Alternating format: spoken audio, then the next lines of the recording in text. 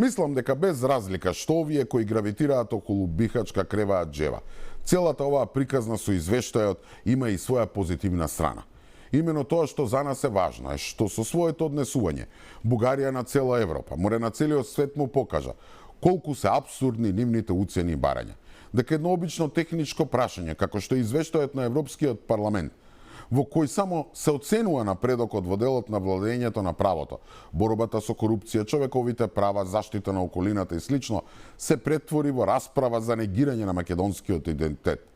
Па така цела Европа точно ги виде вистинските бугарски намери, а тоа е дека не станува збор за некакви си европски принципи или некакви малцински права, туку дека намерата е јасна како ден, бришење на македонскиот идентитет и на неговиот историски континуитет. Се виде дека на една нација во 2025 година и се спори правото на постоење, и тоа ни помалку ни повеќе, туку од една земја членка на ЕУ, и ни помалку ни повеќе, туку во Европскиот парламент.